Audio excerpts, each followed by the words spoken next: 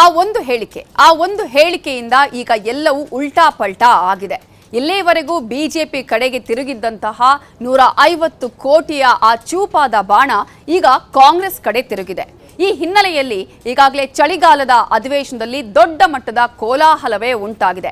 ಚಳಿಗಾಲದ ಅಧಿವೇಶನದ ಸನ್ನಿವೇಶವೇ ಬದಲಾವಣೆಯಾಗಿದೆ.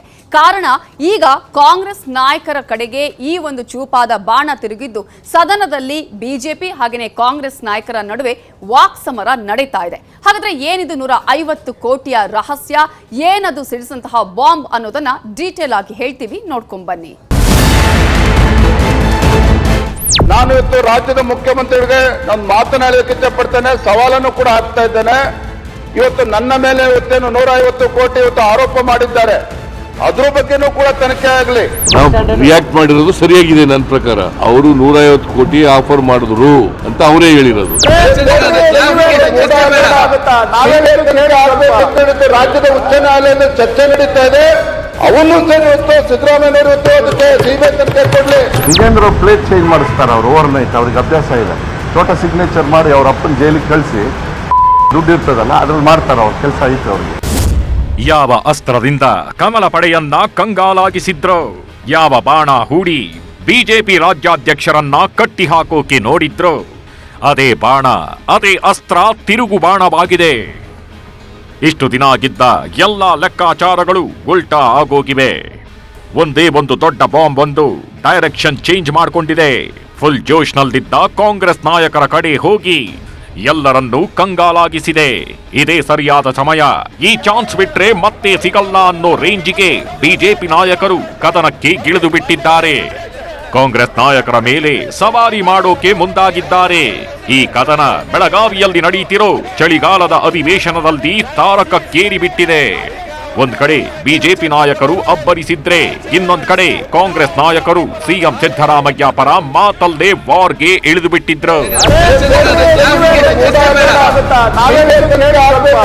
ರಾಜ್ಯದ ಉಚ್ಚ ನ್ಯಾಯಾಲಯದ ಚರ್ಚೆ ನಡೀತಾ ಇದೆ. ಅವನು ಇವತ್ತು ಸಿದ್ದರಾಮಯ್ಯನವರು ಅದಕ್ಕೆ ಸಿಬಿಐ ತನಿಖೆ ಕೊಡ್ಲಿ. ಈಲ್ಡಾಗಿಲ್ಲ, ಅವ್ರಿಗೆ ಅವಕಾಶ ಕೊಡಿಸಬಾರ್ದು. ಹೆಸರು ಇಲ್ಲ,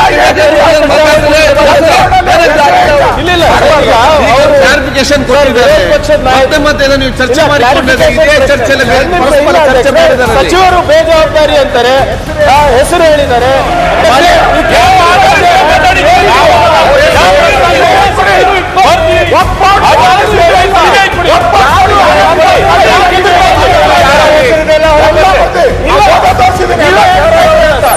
ಸದನದಲ್ಲಿ ನೋಡಿ, ಕೈಯಲ್ಲಿ ಪೇಪರ್ ಹಿಡಿದು ಎದ್ದು ನಿಂತಿರೋ ಬಿಜೆಪಿ ರಾಜ್ಯಾಧ್ಯಕ್ಷ ಬಿವೈ ವಿಜಯೇಂದ್ರ ಹೇಗೆ ಅಬ್ಬರಿಸಿ ಬೊಬ್ಬಿರಿಯುತ್ತಿದ್ದಾರೆ ಅನ್ನೋದನ್ನ ಸಿಎಂ ಸಿದ್ದರಾಮಯ್ಯಗೆ ನೇರವಾಗಿ ಸವಾಲ್ ಹಾಕ್ತಾರೆ. ಸಾಫ್ಟ್ ಆಗಿಯೇ ಮಾತು ಶುರು ಮಾಡಿದ್ದ ವಿಜಯೇಂದ್ರ ಇಡೀ ಸದನ ಸೈಲೆಂಟ್ ಆಗಿರೋವಾಗ್ಲೇ ಓಪನ್ ಚಾಲೆಂಜ್ ಹಾಕಿದ್ರು. ಒಂದಲ್ಲ ಎರಡಲ್ಲ 3 ಕೇಸ್ಗಳನ್ನ ಸಿಬಿಐಗೆ ಕೊಡಿ, ಅದು ಒಂದು ನೋಡೇ ಬಿಡೋಣ ಅನ್ನೋ ರೇಂಜ್ಗೆ ತೊಡೆ ತಟ್ಟಿದ್ರು. ಈ ವೇಳೆ ಕಾಂಗ್ರೆಸ್ ನಾಯಕರು ಸುಮ್ಮನೆಗಿರ್ತಾರ, ಚಾನ್ಸೇ ಇಲ್ಲ ಅಂದುಕೊಂಡಂತೆ ಸಿಎಂ ಸಿದ್ದರಾಮಯ್ಯ ಪರ ಎದ್ದು ನಿಂತಿದ್ರು. ಬಿವೈ ವಿಜಯೇಂದ್ರ ಮಾತನಾಡ್ತಿರೋವಾಗ್ಲೇ ವಿರೋಧ ವ್ಯಕ್ತಪಡಿಸಿದ್ರು. ಇಲ್ಲಿಂದ ಸದನ ರಣರಂಗದಂತೆ ಬದಲಾಗಿ ಹೋಗುತ್ತೆ.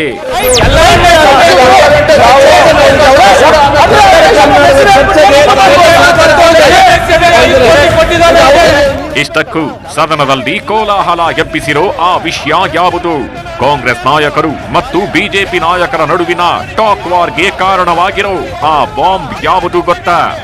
ಆ ಪ್ರಶ್ನೆಗೆ ಉತ್ತರ ಗೊತ್ತಾಗಬೇಕು ಅಂದ್ರೆ ಮೊದಲು ಇವರೊಬ್ಬರ ಮಾತನ್ನ ಕೇಳಿಸಿಕೊಳ್ಳಬೇಕು. ಅದನ್ನ ದೊಡ್ಡ ಒಂದು ಸಂಖ್ಯೆ ಹೇಳಿ ನನಗೆ ಅದು ಹೋರಾಟ ಬಿಟ್ಬಿಡೋಣ ಅಂತೇಳಿ ಅಪ್ಪ ಮಗ. ಆಗ ನಂಗೆ ಸಿಟ್ಟು ಬಂದು ಸರಿಯಾಗಿ ಬೈದೆ, ಕಳ್ಳ ನೀ ಯಾವ್ದಕ್ಕೆ ಬಂದಿದ್ದಂತೆ, ಇದು ಬ್ರೋಕರ್ ಆಗಿ ಬಂದಿದೆ ಅಂತೇಳಿ. ಅವರೇ ನನಗೆ 150 ಕೋಟಿ ಆಫರ್ ಮಾಡಿದಾಗ ನಾನು ಮಾಡಿ ನೀನೇನು ಬ್ರೋಕರ್ ಮಾಡ್ತೀಯ ಅಂತೇಳಿ. ಇಲ್ಲ ಇಲ್ಲ ಇಲ್ಲ, ನಾನು ಕೇಸ್ ಟೈಟ್ ಮಾಡಲಿಕ್ಕೆ ಬಂದು ಗರ್ಮ ಹಿಡ್ಕೊಂಡು ಓಡೇ ಬಿಟ್ಟ. ನಾನು ಹೊರಗಡೆ ಬಂದೆ, ಬಾ ಬಾ ಕಳ ಬಾ ಅಂತೇಳಿ ಕರೆದೆ. 2012-13 ನಾನು ಯಾವಾಗ ವರದಿಯನ್ನು ಕೊಟ್ಟಲೋ ಆ ಸಂದರ್ಭದಲ್ಲಿ ವಿಜಯದವರು ಸೀನಿಯರ್ ಇದ್ದಿಲ್ಲ, ಅವ್ರು ಯಾರಿದ್ದು ಕೂಡ ಗೊತ್ತಿಲ್ಲ.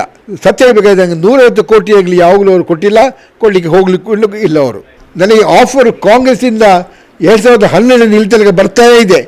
3-4 ವರ್ಷದಿಂದ ಕೂಡ ಬಂದಿದ್ದಂಗೆ. ಕಾಂಗ್ರೆಸ್ನವರು 150 ಅಲ್ಲ, ಅದಕ್ಕಿಂತ ಎಷ್ಟೋವರೆಗೆ ಜಾಸ್ತಿ ಕೊಟ್ಟಿದ್ದಾರೆ ಅವರು. ಈ ಒಂದು ಸ್ಫೋಟಕ ಹೇಳಿಕೆ, ಒಂದು ಸ್ಟೇಟ್ಮೆಂಟ್ ರಾಜ್ಯ ರಾಜಕಾರಣದಲ್ಲಿ ಅಲ್ಲೋಲ ಕಲ್ಲೋಲ ಎಬ್ಬಿಸಿದೆ.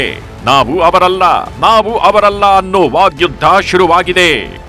ಆ ಆರೋಪದ ಸುಳಿಯಲ್ಲಿ ನಾವಲ್ಲಾಗಿರೋದು ಅವರು ಅನ್ನೋ ಕೆಸರೆರಚಾಟ ಶುರುವಾಗಿದೆ. ಇಷ್ಟೆಲ್ಲ ಕೋಲಾಹಲಕ್ಕೆ ಕಾರಣವಾಗಿರೋ ಇವರು ಅಲ್ಪಸಂಖ್ಯಾತ ಆಯೋಗದ ಅಧ್ಯಕ್ಷರು. ಹೆಸರು ಅನ್ವರ್ ಮಾಣಿಪ್ಪಾಡಿ. 2022 ಜೂನ್ 28ರಂದು ಪ್ರೆಸ್ ಮೀಟ್ ಮಾಡಿದ್ದ ಈ ಮಾಣಿಪ್ಪಾಡಿ ಅವರು ಸಿಡಿಗುಂಡಿನಂತಹ ಆರೋಪ ಮಾಡಿದ್ರು. ವಿಜಯೇಂದ್ರ ಹೆಸರು ತೆಗೆದು 150 ಕೋಟಿ ರೂಪಾಯಿ ಆಫರ್ ಕೊಟ್ಟಿದ್ರು ಅಂತ ಓಪನ್ ಆಗಿ ಹೇಳಿದ್ರು. ಆವತ್ತಿನಿಂದ ವಿಜಯೇಂದ್ರ ಮೇಲೆ ದೊಡ್ಡ ಬಂಡೆಯೇ ಬಂದು ಬಿದ್ದಂತಾಗಿತ್ತು. ಬಟ್ ಈಗ ಇದೇ ಮಾಣಿಪ್ಪಾಡಿ ಇನ್ನೊಂದು ಬಾಂಬ್ ಹಾಕಿದ್ದಾರೆ. ನನಗೆ ಆಫರ್ ಕೊಟ್ಟಿದ್ದು ವಿಜಯೇಂದ್ರ ಅಲ್ಲ, ಕಾಂಗ್ರೆಸ್ನವರು ಅಂತ ಸ್ಫೋಟಕ ಹೇಳಿಕೆ ಕೊಟ್ಟಿದ್ದಾರೆ. ಇದೇ ಸ್ಟೇಟ್ಮೆಂಟ್ ಅನ್ನ ಅಸ್ತ್ರವನ್ನಾಗಿ ಇಟ್ಟುಕೊಂಡು ಕಾಂಗ್ರೆಸ್ ಮೇಲೆ ಬಿಜೆಪಿ ಸವಾರಿ ಮಾಡೋಕೆ ಶುರು ಮಾಡಿದೆ. ಸಿಬಿಐ ಎಂಟ್ರಿ ಕೊಡಲಿ ಅನ್ನೋ ಸವಾಲು ಗೆದ್ದಿದೆ. ಇಷ್ಟಕ್ಕೂ ಏನಿದು ಈ 150 ಕೋಟಿ ಅಂದ್ರ? ಎಳೆಯಾಗಿ ಬಿಚ್ಚಿಡ್ತೀವಿ ನೋಡಿ. ಸಿಎಂ ಸಿದ್ದರಾಮಯ್ಯಗೆ ವಿಜಯೇಂದ್ರ ಓಪನ್ ಚಾಲೆಂಜ್. 150 ಕೋಟಿ ಬಾಂಬ್ ಶೇಕ್ ಆಗಿದ್ದು ಯಾರ ಬುಡ? ಇಷ್ಟೆಲ್ಲ ಹೈ ಡ್ರಾಮಾ, ಇಷ್ಟೆಲ್ಲ ಕೌಂಟರ್ ಕೊಡ್ತಿರೋದು ವಫ್ ಆಸ್ತಿ ಕಬಳಿಕೆ ವಿಚಾರಕ್ಕೆ. ಅಂದ್ರೆ ವಫ್ ಆಸ್ತಿ ಕಬಳಿಕೆ ವಿಚಾರಕ್ಕೆ ಸಂಬಂಧಿಸಿದಂತೆ ಮಾಣಿಪ್ಪಾಡಿ ನೇರವಾಗಿ ಪ್ರಧಾನಿ ಮೋದಿಗೆ ಪತ್ರ ಬರೆದಿದ್ರು. ವಿಜಯೇಂದ್ರ ಮತ್ತು ಯಡಿಯೂರಪ್ಪ ಮೇಲೆ ಆರೋಪ ಮಾಡಿದ್ದಾರೆ ಎನ್ನಲಾಗಿತ್ತು. ವಫ್ ಆಸ್ತಿ ಕಬಳಿಕೆ ವಿಚಾರದಲ್ಲಿ ಸುಮ್ಮನಿರೋಕೆ 150 ಕೋಟಿ ಆಫರ್ ಕೊಟ್ಟಿದ್ದಾರೆ ಅಂತ ಆರೋಪಿಸಿದ್ರು. ಇದೇ ಹೇಳಿಕೆಯನ್ನ ಆಧಾರವಾಗಿ ಇಟ್ಕೊಂಡು ಸಿಎಂ ಸಿದ್ದರಾಮಯ್ಯ ಕೂಡ ಗುಟುರು ಹಾಕಿದ್ರು. ಬಟ್ ಈಗ ಮಾಣಿಪ್ಪಾಡಿ ಬೇರೆಯದ್ದೇ ಹೇಳ್ತಿದ್ದಾರೆ. ಕಾಂಗ್ರೆಸ್ ನಾಯಕರೇ ನನಗೆ 150 ಕೋಟಿ ಆಫರ್ ಕೊಟ್ಟಿದ್ರು, ಬೇಡ ಎಂದಾಗ ಇನ್ನೂ ಜಾಸ್ತಿ ಆಫರ್ ನೀಡಿದ್ರು ಅಂತ ಬಾಂಬ್ ಸಿಡಿಸಿದ್ದಾರೆ. ಹೀಗಾಗಿ ಬಿವೈ ವಿಜಯೇಂದ್ರ ಇದೇ ವಿಚಾರವನ್ನ ಪ್ರಸ್ತಾಪಿಸಿದ್ರು.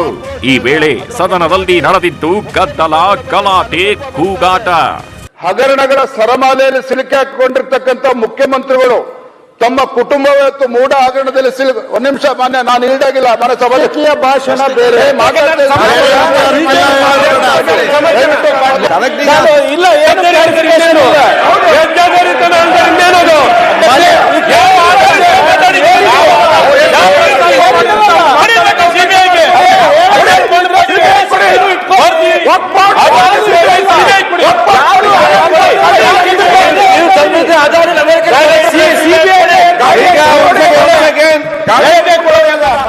ಯಾವ ಅಸ್ತ್ರ ಹೂಡಿದ್ರೋ ಅದೇ ಅಸ್ತ್ರ ಕಾಂಗ್ರೆಸ್ಗೆ ತಿರುಗುಬಾಣವಾಗಿದೆ.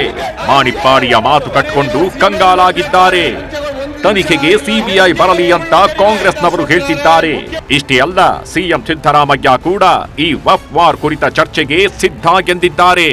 ಇಲ್ಲ ಆಯ್ತಪ್ಪ, ಮಾಣಿಪ್ಪಾಡಿನ ಸ್ವತಃ ಇದರಲ್ಲಿ ಹೇಳಿದಾರಲ್ಲ ಹಿಂದೆ. ಮತ್ತೆ ಅದು ಏನು, ಯಾವ್ದು ಸರಿ ಯಾವ್ದು ತಪ್ಪು? ಈಗ ಮೊದಲು ಹೇಳಿದವ್ರು ಯಾರ್ರೀ? ಮಾಣಿಪ್ಪಾಡಿ. ಅದ್ರ ಮೇಲೆ ತಾನೇ ನಾವು ರಿಯಾಕ್ಟ್ ಮಾಡಿರೋದು. ಈಗ ಇಲ್ಲ ಅಂತಂದ್ರೆ ಏನ್ ಮಾಡ್ಬೇಕು ಹೇಳಿ ನೀವೇ? ನಾವು ರಿಯಾಕ್ಟ್ ಮಾಡಿರೋದು ಸರಿಯಾಗಿದೆ ನನ್ನ ಪ್ರಕಾರ. ಸಿಎಂ ಸಿದ್ದರಾಮಯ್ಯ ಏನೋ ನಾವು ಹೇಳಿರೋದು ಸರಿಯಾಗೇ ಇದೆ, ನಾವು ಕರೆಕ್ಟ್ ಆಗಿಯೇ ಗಿದ್ದೇವೆ ಅಂತ ಖಡಕ್ ಆಗಿ ಹೇಳ್ತಿದ್ದಾರೆ. ಬಟ್ ಸಿಎಂ ಸಿದ್ದು ಮಾತಿಗೆ ವಿಜಯೇಂದ್ರ ಕೌಂಟರ್ ಕೊಟ್ಟಿದ್ದಾರೆ.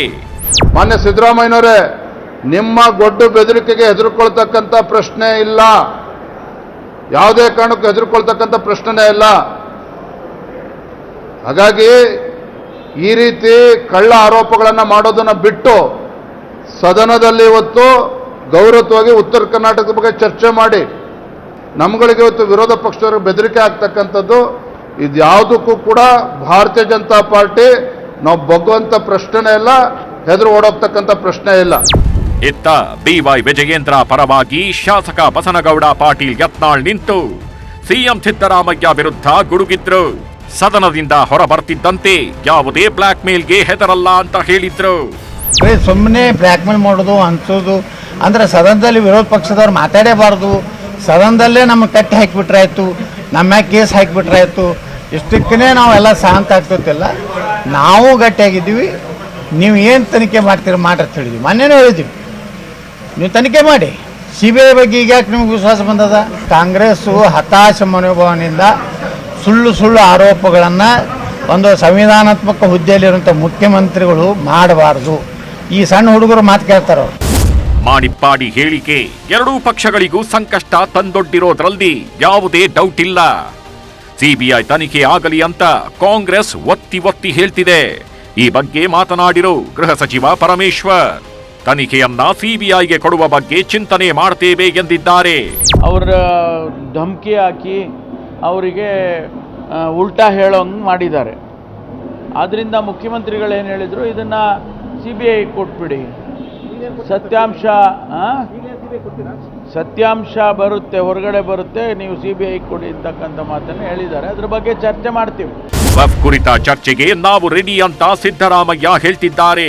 ನಾವು ಕೂಡ ಹೆದರಲ್ಲ, ಜಗ್ಗಲ್ಲ ಬಗ್ಗಲ್ಲ ಅಂತ ಬಿಜೆಪಿ ನಾಯಕರು ಹೇಳ್ತಿದ್ದಾರೆ. ಹೀಗಾಗಿ ಮಾಣಿಪ್ಪಾಡಿಯ ಹೇಳಿಕೆ ಯಾರ ಬುಡಕ್ಕೆ ಕುತ್ತು ತರುತ್ತೋ ಕಾದು ನೋಡಬೇಕಿದೆ.